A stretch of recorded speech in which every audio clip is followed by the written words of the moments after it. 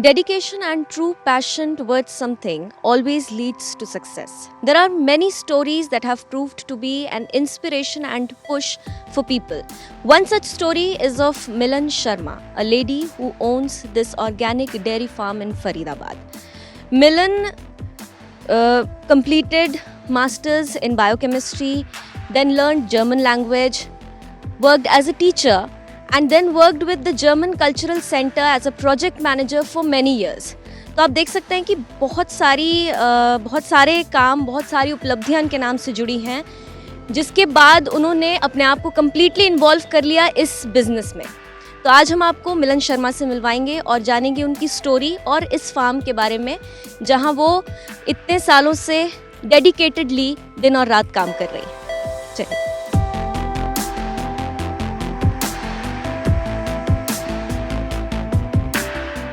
Hello ma'am. Welcome to being हुमक्कर. How are you? I am fine. आप लोग कैसे हो? बिल्कुल ठीक. So many kids you have, I can see here. These are your kids. These are all my bachas. This is Gudiya. Gudiya. Hi Gudiya. All the Come here. bachas, she's identified also with the number 55, but Okay. They all have names. This one is Gudiya over here. अच्छा, so you named them all? Yes, and there are families which stay here, so they have small children. Okay. So they help me in naming. अच्छा. So some names are given by them, some by me. So we had a Modi. Unfortunately, that calf passed away, but we Oh. have lots of other names given by them. We have funny names like Pintu, Timpy, Dimpu also, but we also have Soumya, Millie, Garima, things, Okay. such names also.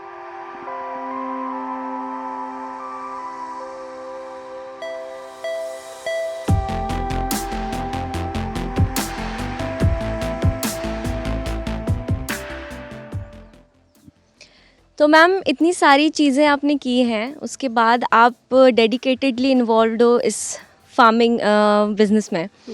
And you started with 4 cows, right? Yes. So please tell us, how did this all start? See, actually, I would just call it destiny. We had 4 cows, which were kept by my father-in-law. Mainly, he's unfortunately no more with us. He passed away in January 2017. तो तब daddy ही इन गायों के ज़्यादा प्यार से रखते थे, वही देखा करते थे. मैं तो आती थी तो अपनी जीन्स भी समेट के चलती थी, बिल्कुल के पूंछ भी ना छू जाए. अभी बात अलग हो गई है बिल्कुल. अब ये तो मेरे ही बच्चे, they are part of my family. When daddy passed away, that's when my husband thought of taking 2 good indigenous breed cows in his memory. So we got 2 sahivals. That made us have 6 cows over here. So we just had this shed which you can see at the back. It was a small shed. From those 6 cows, gradually how it turned out to be 30 cows in the span of 6 months.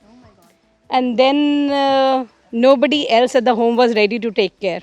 So I had to quit my job. I was working with the German Cultural Center, and then I quit the job, took 2 small trainings at National Dairy Research Institute, Karnal, and learnt a bit there theoretically how to take care of these cows at that time. But now for me, they are all Gau Matas. And these are all my kids. मेरे अपने बच्चे मुझे कहते हैं कि आप हर 15 दिन में नानी बन जाती हैं. तो वो धीरे धीरे करके उतने पहले 4 गाय थी डैडी के टाइम की, फिर 2 हम ले आए. अभी मेरे पास 60 गाय हैं बड़ी, जो फुल गाय हैं, और 104 बच्चे हैं. 1 दिन से लेकर के 2 साल तक के. ये थोड़े बड़े वाले हैं, थोड़े छोटे बच्चे भी. आप आगे आओ, फिर आपको और दिखाते हैं. एंड थ्योरेटिकली तो NDRI से पढ़ा था, पर बाकी 2-2.5 साल में यहाँ पे खुद सीखा कि कैसे इनकी केयर करनी है और ये हमको क्या देती हैं. एक्चुअली ये कहना कि हम इनके लिए केयर कर रहे हैं गलत है. गाय हमसे कुछ लेती नहीं है, गाय हमें केवल देती हैं. गौ माता हमें सब देती हैं. तो 2 साल में खाली सीखा ही नहीं कि मैं इनके लिए क्या करूं, मेरी पूरा जो थिंकिंग प्रोसेस है वो भी सब बदल गया. और बिकॉज हम बिल्कुल ही NCR के एरिया में इतने पास हैं, तो थोड़ा अब ओपन एरियाज़ बहुत कम हो गए हैं जहाँ पे कि हम गाय को आराम से घुमाने ले जा सकें. तो वो सोचते हुए फिर हमने इन गाय के लिए, अगर आप थोड़ा सा देखेंगे यहाँ पे, इनके फील्ड के चारों तरफ एक वॉकिंग पाथ बनाया है. जैसे पार्क में आदमियों के घूमने का होता है, हमने यहाँ अपने लेन के लिए बनाया. बिकॉज ये सबसे ज़्यादा खुश रहती हैं जब खुली घूमती हैं. और वीडियोस वगैरह में तो बहुत देखते हैं कि वो जो स्क्रबर्स हैं, मैकेनाइज स्क्रबर लगाओ, गाय खुजली करती हैं, पर इनको सबसे ज़्यादा मज़ा आता है पेड़ से रगड़ के खुजली करने में। जब पेड़ों से रगड़ती हैं, पेड़ों की सारी पत्तियां, जितने पेड़ हैं अलग अलग पेड़ की पत्तियां खा पाती हैं, तो इनको न्यूट्रिशन भी अलग तरीके का मिलता है। अदरवाइज़ यहाँ हम केवल स्टॉल फीडिंग कर पाते हैं, हम कितना भी अच्छा इनको मिक्स बना करके दें, पर जो ये खुद पेड़ से जब खींच के खाती हैं या नीचे से कुछ खा पाती हैं तो वो बात ही अलग होती है। और गाय के साथ साथ और भी चीज़ें सीखी। वाटर कंजर्वेशन, आप देख रहे हैं स्प्रिंकलर सिस्टम यहाँ लगाया हुआ है। तो जो नॉर्मल खेती जो होती थी कि पानी भर दिया जाता है खेत में, उसको अब हम we have got of it, we use the sprinkler system. इसको हम आधा पौन घंटे चलाते हैं मॉर्निंग में, ऐसे ही half an hour to 40 minutes in the evening, which is good enough and is excellent irrigation system. पूरा इनको पानी मिलता है पेड़ पौधों को और कोई वेस्टेज नहीं होती। यही चीज़ अगर मेरे को फिल करने पड़ता है पूरा फील्ड पानी से, तो नियरली 3 से 4 घंटे तक हमारी मोटर चलती। Wastage of electricity, wastage of water, सभी कुछ होता। So we are trying to change all that a bit. And maybe I should just point this out to you. You can see this purple flowers, which the color is also very nice. And they have a very good quality also. These are medicinal plants. इसका नाम वैसे उचंटी है, and high antioxidant property है और anti cancerous भी होता है ये। तो वो तो है ही, साथ साथ में अगर किसी भी गाय बच्चे को हमारे कोई चोट लग जाए, घाव हो जाए, इवन ह्यूमंस को भी हो जाए, तो इसकी पत्ती पीस के लगा देते हैं तो वो जल्दी से एकदम ठीक हो जाता है। It's an antiseptic property too. तो फार्म पे हमारी ये कोशिश है कि हम धीरे धीरे जितना कृत्रिम सामान होता है ना, आर्टिफिशियली प्रोड्यूस स्टफ, उससे ऑफ हो जाएं और नेचुरल उस पर बिल्कुल ही सब चीज़ जो थी, सब कुछ था हमारी संस्कृति में था। हमारे मतलब दादा दादी लोग या उनके भी हमारे परदादा, उन सबको सब पता था। पर धीरे धीरे कुछ हमारी ही उसमें वो हो गई कि हम लोग भूलना शुरू हो गए या हम लोग को बताया नहीं गया। और जैसा अभी मैं भी मानती हूँ कि मैंने जब मेरे बच्चे बढ़ रहे थे, तब मैंने जब बड़े हो रहे थे उनको इतना नहीं बताया जो बताना चाहिए था कि ये सब हमारी धरोहर है, ये सब हमारी चीज़ें हैं। अब आप पीछे देखेंगे सहजन के पेड़ लगे हुए हैं, थोड़े कटे भी हुए हैं, और मेरे यहाँ पूरे लाइन से इधर भी पूरी 2 रोज़ सहजन लगी हैं जो पूरी कट गई हैं, क्योंकि sahjan is an excellent source of iron, calcium, all sorts of minerals. बिल्कुल रामबाण वो चीज़ मानी जाती है for human beings also. Malnutrition हो या प्रेग्नेंट लेडीज़ के लिए, ग्रोइंग चिल्ड्रन के लिए, इट्स एक्सेलेंट। तो ये हम यहाँ पे यूज़ कर रहे हैं अपनी गाय बच्चों के लिए। ताकि बेसिकली वैसे बताया जाता है कि इनको आप जो भी कुछ खाना पीना खिला रहे हो उसके साथ में मिनरल मिक्सचर या कुछ और एडिशनल सप्लीमेंट्स देने चाहिए, ताकि इनकी काविंग साइकिल ठीक रहे, इनकी हेल्थ ठीक रहे, इनके यूट्राइन कोई प्रॉब्लम ना हो। पर ये जो है ये वो नेचुरल चीज़ है। अभी तक जब तक पता नहीं था, ये मैंने 2 साल से लगाने शुरू कर दिए हैं अब ये पेड़। ये सारे कटे हुए हैं क्योंकि सारी गाय हमारी, हम इनको रेगुलरली काट काट के खिलाते रहते हैं। पर जब से पता चल गया तो वो आर्टिफिशियल मिनरल मिक्सचर जो मैं मार्केट से ख़रीद रही हूँ, जो फैक्ट्री में बन रहा है, ये उससे कहीं ज़्यादा अच्छा है। और उसकी भी ज़रूरत नहीं है अभी लेने की। उसकी भी ज़रूरत नहीं पड़ेगी धीरे धीरे लेने की, क्योंकि अभी तो ये पेड़ भी इतने बड़े नहीं हो पाए, पर धीरे धीरे होते जाएंगे और हर साल हम और हर बरसात में और पेड़ ये लगाते जा रहे हैं। और खाली गाय को ही नहीं, हमारे यहाँ जो बच्चे भी रहते हैं ना, इसको ड्राई करके इसका पाउडर बना लेते हैं, उनको भी खिला देते हैं। It's very good for their all over growth. तो साथ ही साथ और भी ऐसे पेड़ लगा रखे हैं। आंवले का पेड़ है, नींबू के पेड़ हैं, नीम है, बेलपत्र के पेड़ हैं, अमलतास के पेड़ हैं। कि ये सारे पेड़ इसलिए कि जो सप्लीमेंट मार्केट से हम खरीदते किसी भी तरह से इनके हेल्थ को ठीक रखने के लिए, उसकी जगह हम इनको इन्हीं पेड़ पौधों के फलों से और इनकी पत्तियों से वो इनकी हेल्थ ठीक रख पाएँ। और माय एम इज़ दिस कि आपके थ्रू ये और लोगों तक भी बात पहुँचे, ताकि जो भी आर्टिफिशियल वर्ल्ड में हम पहुँच गए थे उसे छोड़ के जो अपने यहाँ के, और ये सारे इंडियन फल हैं, हमें किसी और चीज़ को कहीं और तक देखने की ज़रूरत ही नहीं है, हम इन्हीं सबको खिलाते रहें। जामुन के पेड़ भी आगे लगे हैं, और जामुन का और अमलतास के पेड़ की पत्तियाँ आयरन एंड कैल्शियम का बहुत अच्छा सोर्स है हमारे सभी गौ माताओं के लिए, जिनको कि हम अच्छी तरह से खिला सकते हैं। और साथ यहाँ चारा हम अपना ही उगाते हैं इनका। ये पूरा ऑर्गेनिक। आप ऑर्गेनिक तो एक टर्म हो गया जो सर्टिफिकेशन के लिए चाहिए होता है। मैं इसे ऑर्गेनिक नहीं, हम बोलते हैं नेचुरल फार्मिंग। और इस फार्मिंग के लिए जो भी कुछ हमारे फार्म में है, इसके बाहर से और कुछ भी सामान नहीं आता है। जो गोबर हमारे पास है, गौमूत्र हमारे पास है, तरह तरह के मैंने आपको जो पेड़ बताए, तो गोबर और गौमूत्र यूरिया और इसमें मैन्योर का पूरा काम करता है। हमारे पास एक छोटा सा गोबर गैस प्लांट है, अभी आपको दिखाऊंगी।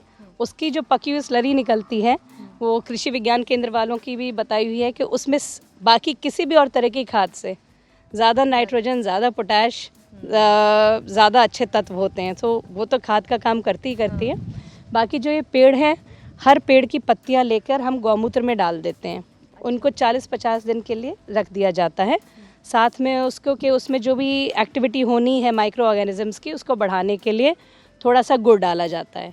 उसी के साथ थोड़ा आयरन का पीस, एक कॉपर का पीस और कुछ प्रोटीन की मात्रा देने के लिए, ताकि ये एक्टिविटी को एनहांस करे, दालों के या बेसन कोई ऐसी चीज़ और डाल देते हैं।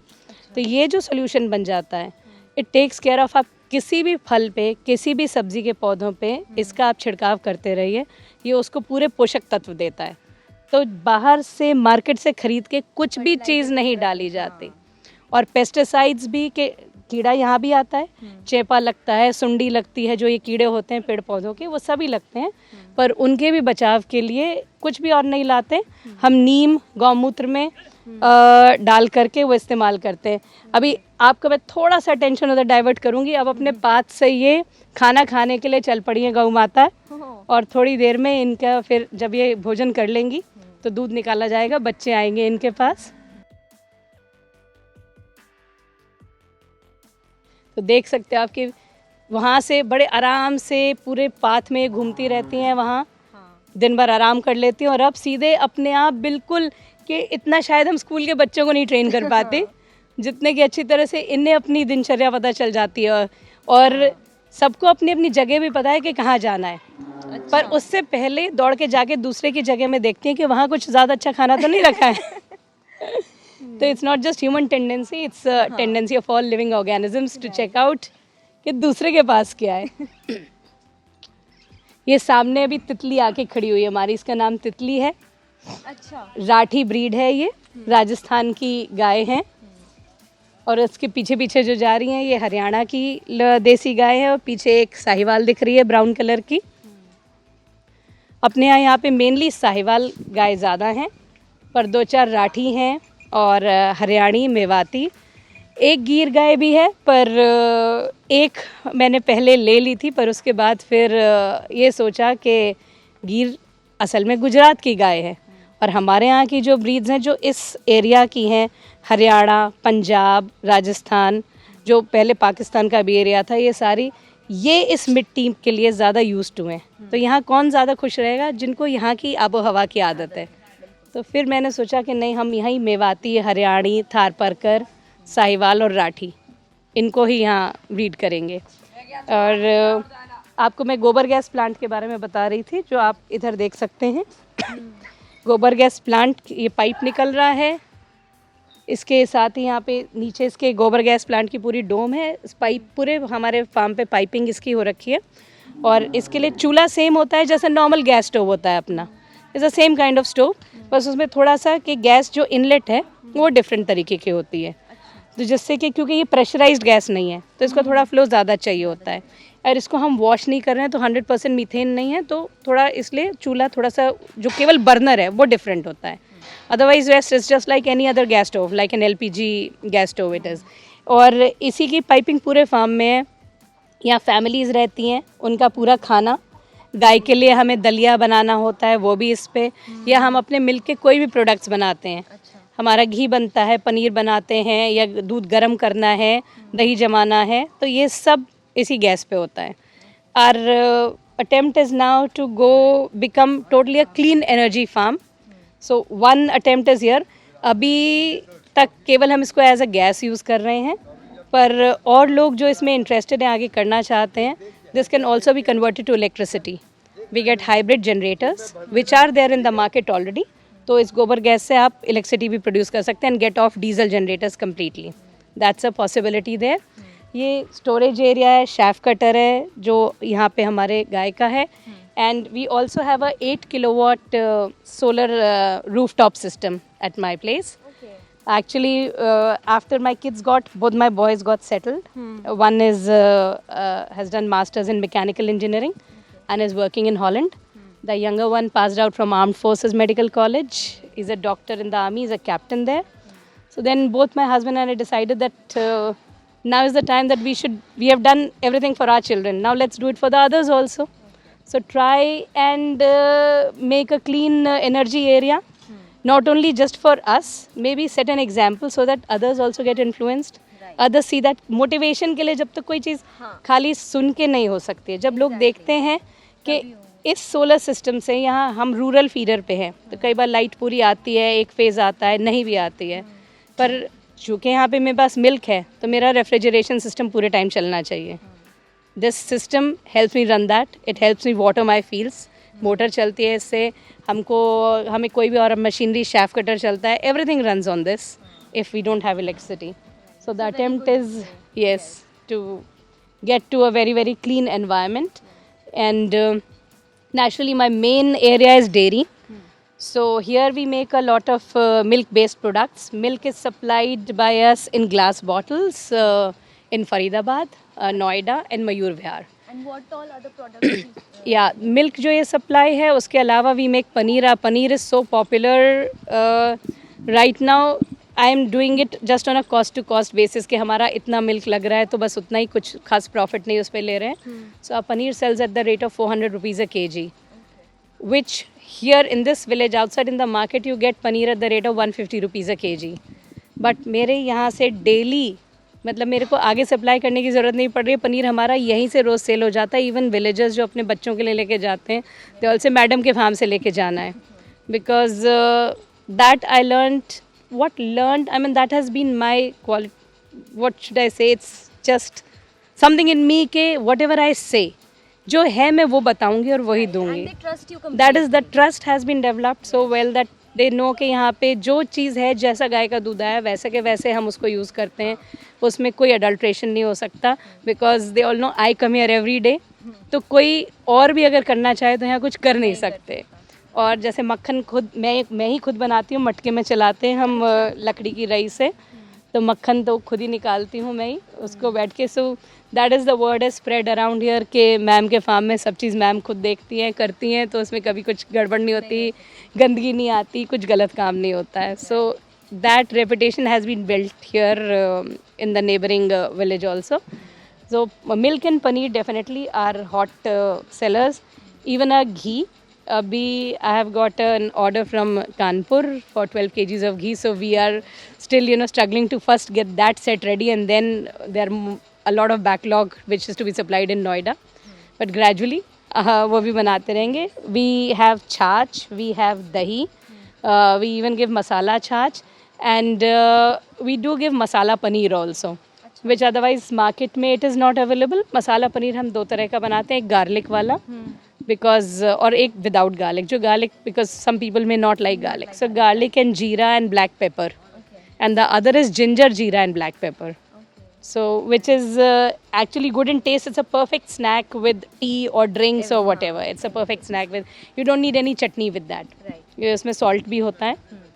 So that is one of our unique products which we have here. Ma'am products यहाँ से कहाँ सप्लाई होते हैं फिर आपके? यहाँ से किसी रिटेल आउटलेट पे नहीं हम दे रहे हैं. इट इज़ मेनली जिनके हमारा दूध जा रहा है.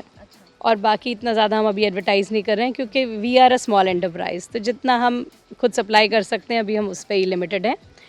I have 21 acres of land in Mathura, so where we are doing farming with the manure and the pesticides that I'm making here. There we go grow grains and oil seeds, dals. तो वो भी सब हम यहाँ पे market कर लेते हैं. वहाँ से हार्वेस्ट करके सब यहाँ आ जाता है. प्रोसेसिंग यहीं फार्म पे होती है. I do not send it out anywhere. हमारे पास एक छोटी चक्की है, तो आटा हम गेहूँ, जौ, चना, बाजरा, सब चीज़ का आटा हम अपना ही, और कभी स्टॉक नहीं करते. ऑर्डर्स अब जनरल एक आइडिया हो गया है कि एक वीक में इतने का ऑर्डर आता है, तो एवरी संडे हम वो ग्राइंड करते हैं ताकि fresh with in 6 days 5-6 days वो सब ख़त्म हो जाता है. फिर नेक्स्ट संडे फिर से वही प्रोसेस होती है. तो संडे के लिए गेहूँ 2 दिन पहले से तैयार हो जाता है, धोते हैं, सुखाते हैं, फिर साफ़ किया जाता है, सूप से फटका जाता है. So all that process is done. दाल हमारे पास एक लोहे की पत्थर की चक्की होती है, लोहा बोल गई, जो पहले आप लोग ने कभी घर में देखी होगी, ऐसे गोल घुमा के करते हैं, तो दाल उसी से हम बनाते हैं.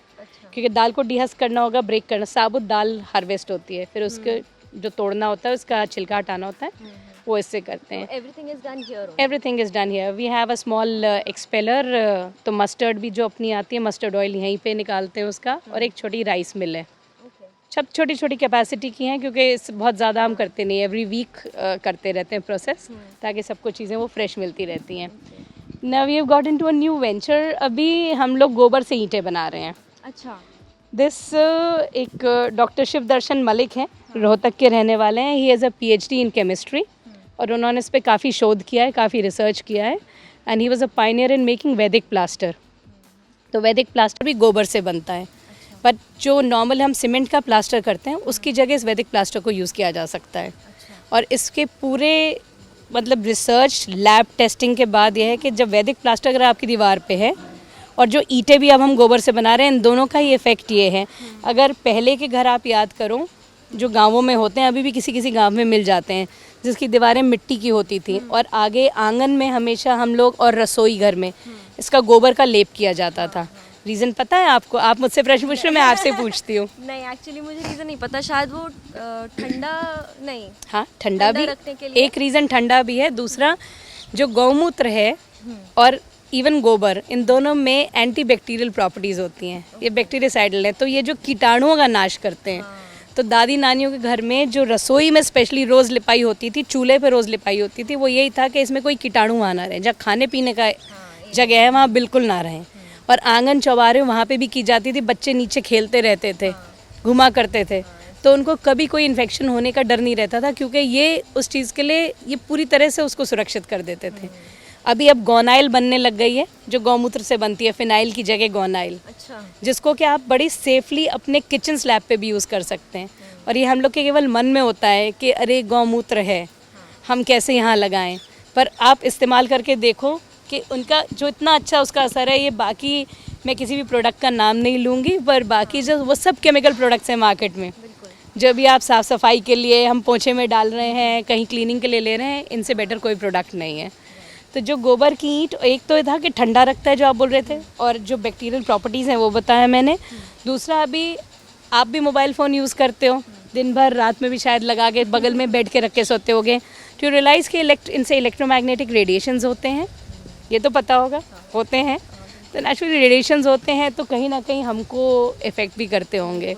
ओके, तो जो हमारी जब सीमेंट की वॉल्स होती हैं उनकी ये प्रॉपर्टी नहीं है, पर जब हम वैदिक प्लास्टर या गोबर की ईंट यूज़ करते हैं, अभी रिसेंटली तो जो वैदिक पेंट भी लॉन्च किया गया है, जिसमें गोबर का पेंट जो बना रहे हैं, अगर आप इस सब का कॉम्बिनेशन यूज़ करते हो तो ये थोड़ा सा पोरस मटेरियल होता है। अभी यहाँ पे मेरे पास कोई बनी हुई इसकी दीवार नहीं है, वरना दिखाती है, आप इस पर पानी डाल दीजिए, ये धीरे धीरे वहीं सोख लेता है, और किसी वॉल पे डालिए वो नीचे आ जाता है, फिर आप वो कीचड़ को आप समेट रहे होते हो। ये प्लास्टर हम फ्लोर पे भी कर सकते हैं, वहाँ पे ऐसे पानी डाल दीजिए, सोख लेता है। तो इट्स नॉट जस्ट कि वाटर, ये रेडिएशंस को भी ऑब्जॉर्व करता है। तो जो हार्मफुल रेडिएशंस आसपास हैं एनवायरनमेंट में, वहाँ बॉडी पे आने से पहले ही जब ये इतने एब्जॉर्ब कर रहा है, तो बहुत मिनिमल अमाउंट ऑफ रेडिएशन आपके घर में रह जाएगा अगर इसका यूज़ किया जाए। और जो पहले अपने यहाँ यूज़ होता था, and they are perfect insulator as you said, ठंडा रखने के लिए, ठंडा और गर्म दोनों रखने के लिए। सर्दियों में ये हमारे घर को ठंडा नहीं होने देता, और गर्मियों में उसे गर्म नहीं होने देता। इन्हीं ईंटों का आपको ईंटें दिखाती हूँ चल के, जो अभी थोड़ी गीली हैं ये ईंटें।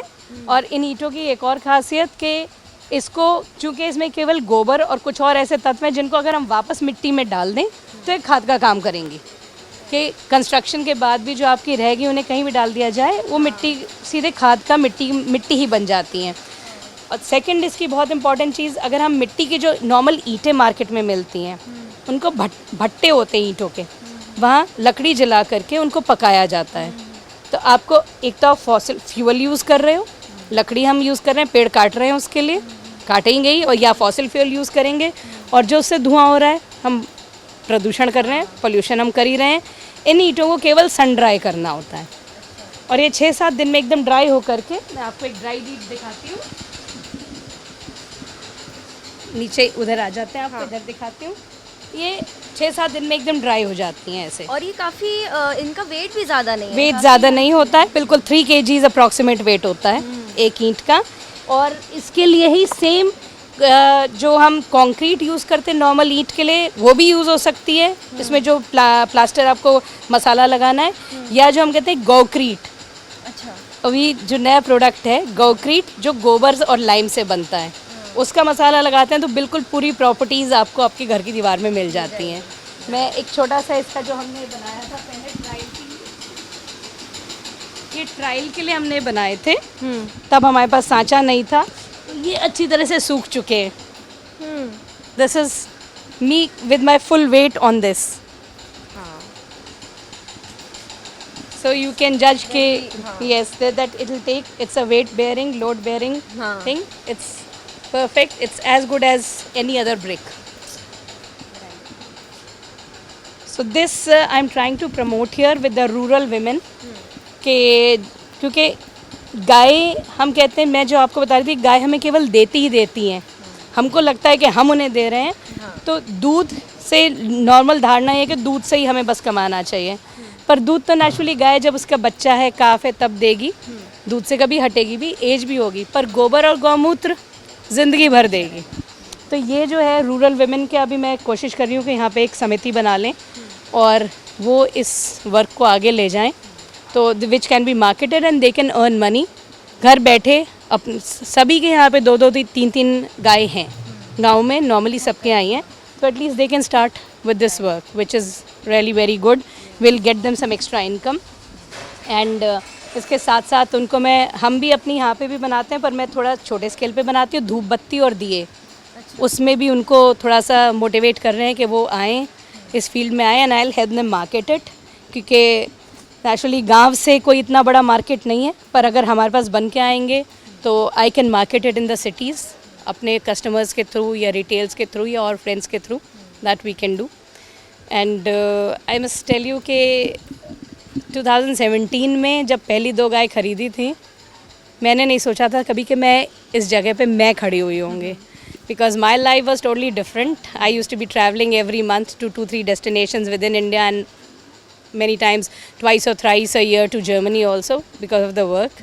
And I had never thought that I'll be here, but I must tell you that now that I'm here, this is the most enjoyable thing in my life that I have done. And I had never thought कि calves और cows इतना प्यार हमारी तरफ दिखाएंगी, but the life has changed completely for me. And I think the food that I'm getting on my table because of my Gau Mata is better than the food of any of my neighbors. This is just little bit vegetables that we grow here, the grains we have. अब मैं तो by chance destiny की वजह से pandemic से पहले ही इसमें आ गई, पर अगर नहीं आई होती तो उस टाइम जो एक बौखलाहट सब में थी, सब तरफ थी कि आटा नहीं मिल रहा मार्केट में, ये नहीं मिल रहा मार्केट में, सब चीज़ सडनली लोगों ने होर्डिंग कर ली है, वो दिक्कत हमें बिल्कुल भी नहीं आई, क्योंकि सभी कुछ अपने पास था। और जितने भी लोग हमारे यहाँ काम कर रहे थे, जो माइग्रेंट वर्कर्स और वो सब था, हमारे यहाँ भी कुछ लोकल लोग हैं, कुछ लोग बाहर के भी हैं, कुछ बिहार से हैं, कुछ मध्य प्रदेश से भी लोग हैं, कुछ अलीगढ़ के आसपास से हैं। यहाँ से किसी को भी कहीं नहीं जाना पड़ा, क्योंकि वो सब यहाँ ही रहते रहे और बिल्कुल सेफ़ एनवायरनमेंट, चार दीवारी के अंदर उनके बच्चे भी यहाँ पे सेफ़ रहे। We have been very safe and गौ माता की कृपा रही है, रोज़ हाथ फेरते हैं और बहुत बढ़िया जीवन जी रहे। तो मैम आप एक बार हमारे यूथ को, अगर वो इंटरेस्टेड हो इस चीज़ के लिए, उनको कुछ अपनी तरफ से बोलना चाहोगे? बिल्कुल बोलना चाहूँगी। हमारे यहाँ we are agrarian country, agriculture प्रधान देश है हम, कृषि प्रधान देश जो बोला जाता है, इंडिया वही है। और एक्चुअली हमारे यहाँ इतना फर्टाइल लैंड है, पर कुछ धारणा ये बन गई है सबके उसमें कि खेती या डेयरी गंवार करता है, जो पढ़ा लिखा नहीं होता, गांव का होता है, गंवार आदमी वही करता है। तो मेरा उनको ये मैसेज है कि ऐसा नहीं है। और अभी आज की जो अपनी रिक्वायरमेंट है, जो अगर हम थोड़ा सा ऑर्गेनाइज्ड वे में ये कर पाएँ, और गवर्नमेंट की बहुत सारी पॉलिसीज़ हैं और बहुत सारा फंड्स भी हैं जो इसमें सहायता दे सकते हैं, पर वो क्या है कि बेचारा जो एक अकेला किसान कहीं बैठा हुआ है, जो इतना पढ़ा लिखा नहीं है या जो टेक सेवी नहीं है, जो कंप्यूटर नहीं है जिसके घर में, वो ये सब नहीं कर सकता। पर अगर पढ़े लिखे यूथ, जो कि मतलब पढ़े लिखे भी छोड़ दो, आजकल तो बेपढ़े लिखे बच्चे, 3 साल का बच्चा भी टेक सेवी हो जाता है। तो इन सब चीज़ के लिए सब चीज़ ऑनलाइन प्लेटफॉर्म्स पे आ गए, जो गवर्नमेंट की जितनी भी पॉलिसीज़ हैं जो हेल्प करने के लिए हैं। तो अगर ऑनलाइन प्लेटफॉर्म पे ये यूथ उसमें पार्टिसिपेट करें और अपनी पूरी फैमिली उनके साथ उनका साथ दे, अपने पेरेंट्स को वो कहीं से कहीं पे इस एरिया में लेके जा सकते हैं. And we can, India definitely is a leader in agriculture and dairying.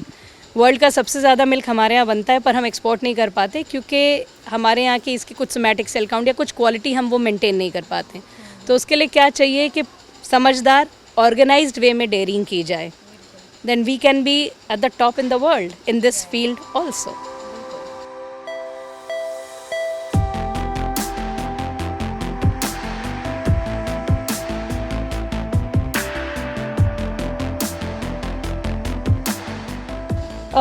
Here are some of our things that we are making over here. Okay. So this is how we give our milk.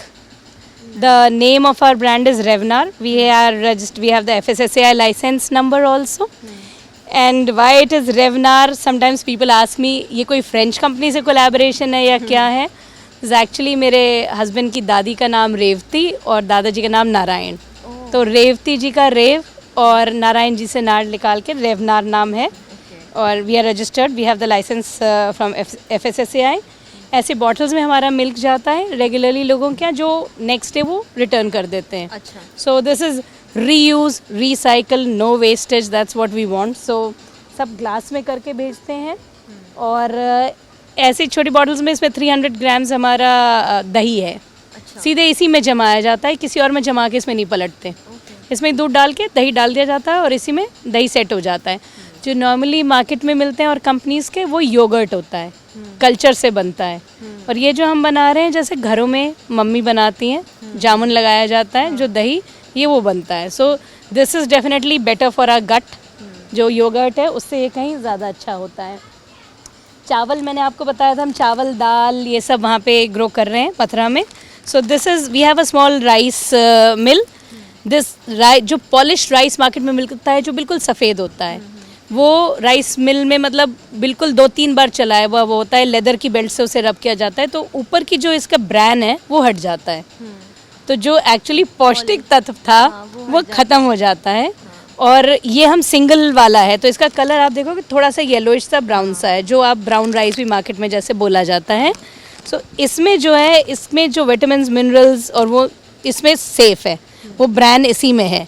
केवल धान की जो covering है वो हटी है. सिर्फ एक वॉश, एक बार राइस मिल में से निकाला है, तो ऊपर का जो उसका हस्क है, जो धान है, वो निकल गया और बाकी राइस इंटैक्ट है with all its properties, all its good things that we need for our body. But still when people ask कि उनको सफ़ेद वाला चाहिए, तो हम इसी को उसमें मशीन में 3 बार निकाल देते हैं. हमको सारा प्रोटीन मिल जाता है, जो हम अपने बच्चों को खिला देते हैं, तो उनके लिए फ़ायदा हो जाता है. और ऐसे हमारी ये नॉर्मल पैकिंग है. इसमें आप अरहर की दाल हमने पैक कर रखी है, जो हम अपने यहाँ की ग्रोथ है. तो राइस दाल हम नॉर्मली ऐसी पैकिंग में करके भेजते हैं. So you can see what it is, but it is completely and it's paper. तो अगेन हम प्लास्टिक कोशिश करते हैं कि अवॉइड ही करें. और इसमें बाजरे का आटा है, ये भी हमारा अपना ग्रोन है. हम थोड़ा थोड़ा हर हफ्ते पीसते हैं, क्योंकि कुछ भी हम ऐसे स्टॉक करके नहीं रखते हैं. जितना उठ जाए हम उतना निकालते हैं, जो ऑर्डर्स आ जाते हैं. तो छोटे छोटे बर्तन हमने इसीलिए ले रखे हैं कि उतना ही बस हमने पीसना है और उतना चला जाता है. This is also very popular product of hours. ये खाद है हमारी. तो जो नॉर्मल खाद मिलती है, फार्म यार्ड मैन्योर बोली जाती है, जो माली वाली लेकर के आते हैं, कई बार वो पकी हुई भी नहीं होती. ये स्लरी की खाद है. और इसके लिए जो कृषि विज्ञान केंद्र वालों का मैंने आपको पहले बताया था, उनकी स्टडी है कि this has got more nutrition in it then the normal any other खाद. जो फार्म यार्ड मैन्योर है उससे इसमें ज़्यादा है. तो इसको हम क्या करते हैं, जैसे बायोगैस प्लांट की स्लरी निकलती है, वो लिक्विड भी होती है और उसमें थोड़ा सा कुछ सॉलिड मटेरियल होता है. सॉलिड मटेरियल को ड्राई कर लेते हैं. ड्राई करने के बाद उसे कूट के छान लिया जाता है, ताकि उसमें कंकड़ पत्थर नहीं रह जाते कोई भी, और ऐसे पाउडर फॉर्म में पैक कर लेते हैं. सो नाउ जिसके घर में अगर 4-5 भी गमले हैं, ये जो एक पैकेट है 4 kg का, ये उनके लिए 5-6 महीने का काम दे जाता है. इसकी एक मुट्ठी एक गमले में 15-20 दिन में एक बार, that is more than enough. और अगर आप कोई नया प्लांट करना चाह रहे हो, तो 50% मिट्टी एंड 50% ये स्टार्टिंग जब करते हैं तो ये, अदरवाइज सेट गमलों में ये चली जाती है. आफ्टर कोविड जो चीज़ हो गई, होनी नहीं चाहिए थी बिल्कुल भी, बहुत ही गलत. हम लोग कभी सोचा नहीं था लाइफ में कि हमें ये भी फेस करना पड़ेगा. पर उसके बाद से लोगों को थोड़ी अपनी इसकी वैल्यू समझ में आ गई। ये नॉर्मली उपला, कंडा अलग अलग जगह पे जो भी इसको बोला जाता है, गो से अलग नाम है। गाय के गोबर का, देसी गाय के गोबर का जो है, इसको जब हम घर में जलाते हैं, पहले भी मैंने बताया था इस बारे में कि इनकी जो कीटाणु हैं, ऐसे जीवाणु हैं, माइक्रो ऑर्गेनिजम्स हैं जिनकी वजह से हमारी बॉडी को कुछ हार्म हो सकता है, ये उनसे प्रोटेक्ट करते हैं और मच्छरों को भगाने में भी काम आते हैं। तो हम तो अपने लिए इसे बनाते ही हैं, क्योंकि रोज़ाना जब गाय शेड में आ जाती हैं तो इसका धुआं करते हैं, तो यहाँ पे रहने वालों को भी इससे मच्छर के प्रकोप से बचाता है और गायों को भी मच्छर मक्खी से बचाता है। इसके भी ऑर्डर्स अब हमारे पास बहुत आने लग गए हैं। एंड एक्चुअली अमेज़ॉन पे भी मैंने देखा कि जो 5 उपले 200 रुपये में बेच रहे हैं लोग वहाँ पे। ये पता नहीं कि कोई ख़रीदता भी है नहीं, पर एडवर्टाइज्ड ऐसे हैं कि 5 छोटे छोटे उपले 200 रुपये में आते हैं। वे हमारे यहाँ से ये जो जाते हैं, ये हम 5-7 रुपीज़ में चला जाता है, डिपेंडिंग ऑन द साइज़, जो भी हमारे पास बन पाता है। और हम ही लोग यहीं पे बनाते हैं, इकट्ठा करते हैं, यहीं बना लेते हैं। तो थोड़े से हमारे प्रोडक्ट्स हैं।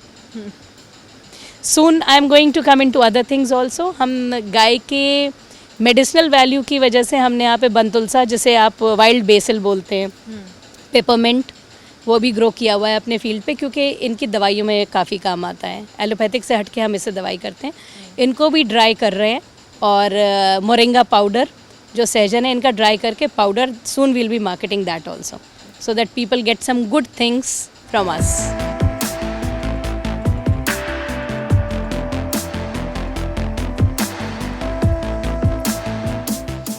Wish you all the very best ma'am. This was really an inspiration, जो भी हमारी ये वीडियो देखेगा उन सब के लिए। And we wish you very best for this work that you are doing here.